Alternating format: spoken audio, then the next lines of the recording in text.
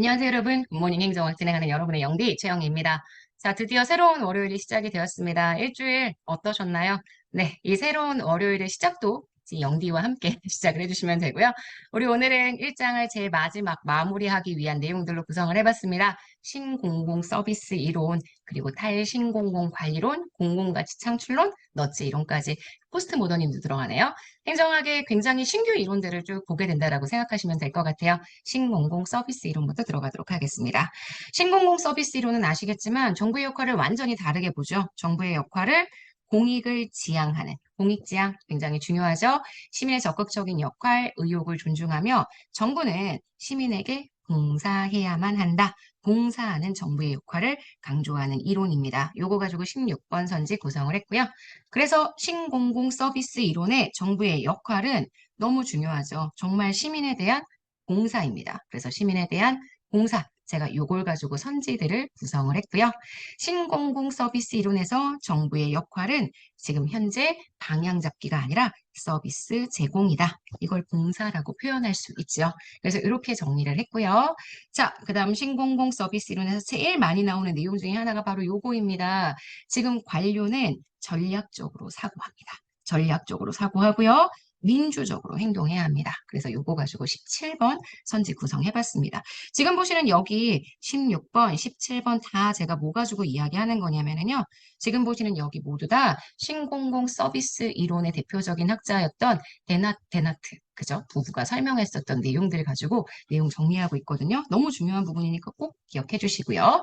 아까 우리가 보통 얘기하는 정부 재창조, 이게 신공공 관리론입니다. 근데 신공공 서비스 이론은 정부 재창조를 할 게 아니라 시민에 의한 재창조, 공익에 기반한 시민, 공무원, 그들의 재창조, 시민의식 강조 이런 것들이 들어갈 수 있어서요. 시민의식을 너무너무 강조합니다.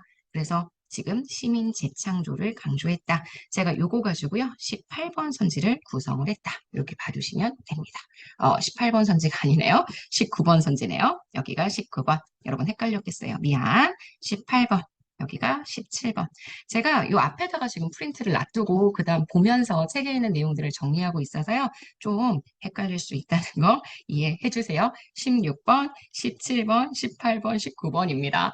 자, 그래서 여기까지 얘기했고, 이 신공공 서비스 이론의 가장 대표적인 동기 이론이 바로 공공 서비스 동기 이론이죠. 그래서 공공 서비스 동기 이론 아시겠지만 페리의 연구를 기반으로 했던 이론이고요. 공공 부문에 정말 공익을 추구하는 이타성을 강조하죠. 공무원은 공익을 추구할 줄 아는 이타적인 존재여야만 합니다. 민간 조직 근로자들과 달라야 해요. 나가 공공문제에 관심도 많고 공공문제에 영향을 미칠 수 있다는 거에 큰 가치를 부여하는 사람들이어야 한다. 이렇게 설명하죠. 그래서 동기의 차원, 페리와 와이즈가 구분했죠. 합리적인 이유로도 동기가 있어야 되고요. 규범적, 마땅히 해야 하는 것 통해서도 지금 보시는 동기가 있어야 되고요. 정말 감정적으로도 동기가 있어야 한다. 이렇게 구분을 했다라고 보시면 됩니다. 자, 그래서 여기까지 보시면 공공 서비스 동기 이론까지 신공공 서비스 이론 다 정리를 했죠. 자, 그 다음 탈신공공 관리론으로 등장을 할게요. 넘어가 볼게요.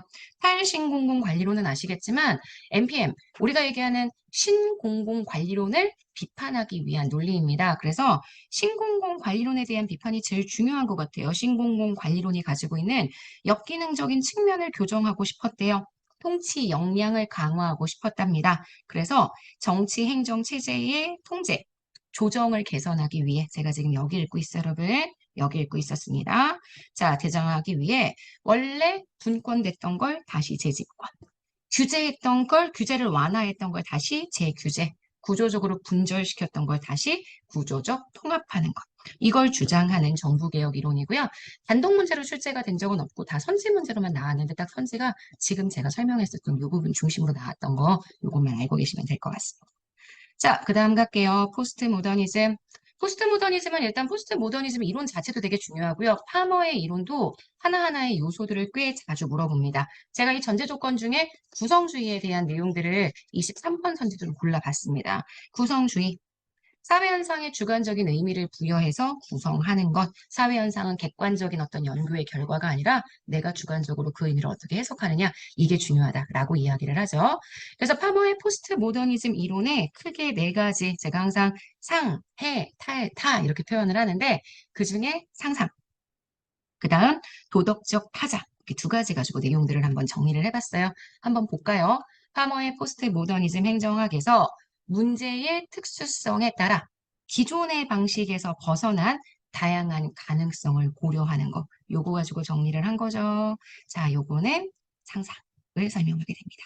자, 도덕적 차다도 마찬가지예요. 지금 보시는 것처럼 나 아닌 다른 사람을 인식하는 객체가 아니라 그냥 나와 다른 생각을 가질 수 있는 도덕적 타자로 인정하고 받아들이는 것. 이게 중요하다고 두 가지의 선지를 골라봤습니다. 그래서 여러분 지금 보시는 얘가 24번 선지가 되고요. 여기가 25번 선지가 됩니다. 오케이? 자, 그러면 그 다음 내용 들어갈게요. 이번에는 올해 지방직에서 출제가 되었었던 공공가치관리론, 이걸로 한번 들어가 보도록 하겠습니다. 자, 신공공관리론이 공공성의 약화를 지금 너무 시켰습니다. 이거에 대한 여러 가지 대안적 패러다임들이 등장을 하는데 그 중에 하나가 공공가치관리론입니다. 그래서 공공가치관리론의 대표적인 두 학자, 바로 무어와 보우즈만 둘 있고요.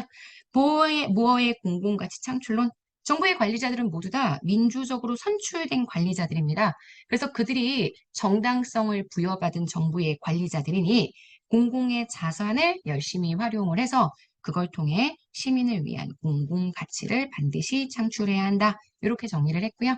이게 26번 선지의 내용입니다. 27번. 이 사람은 공공가치 실패론을 설명합니다. 공공가치를 실패했다? 왜 실패했느냐? 시장 메커니즘 상에서는 절대 달성될 수 없다라고 설명하면서 실패론을 설명하죠.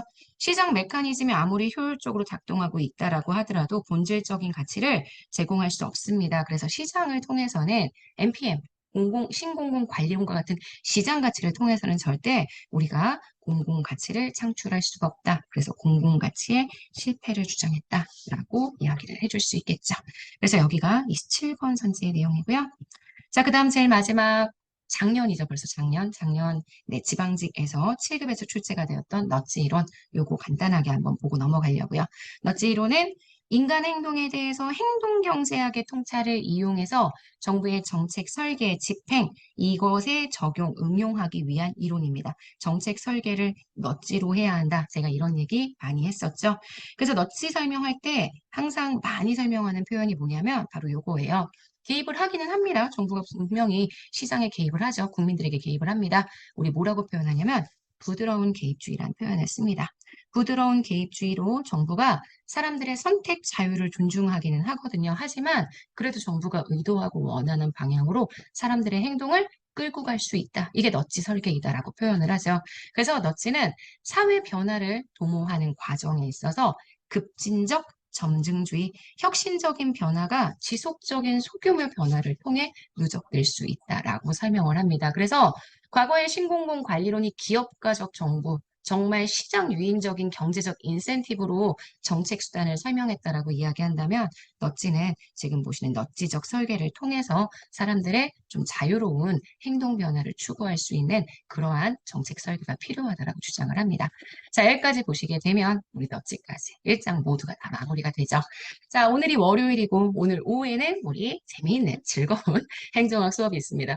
자, 이제 2장 들어가게 될 테니까 2장부터는 정책론에 대한 내용들을 정리를 해야 돼요. 근데 그 정책론이 사실 1장에는 내용들하고 되게 많이 겹쳐서 1장 내용들이 좀 흐름으로 정리가 되었으면 좋겠습니다.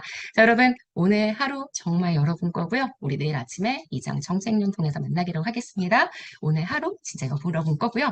이번 일주일도 정말 여러분 것이 될 수 있도록 계획 잘 세워서 공부해 주세요. 자, 우리는 네, 오늘 오후에 현장 강의에서 그리고 온라인에서 내일 아침에 굿모닝에서도 만나도록 하겠습니다. 여러분, 안녕.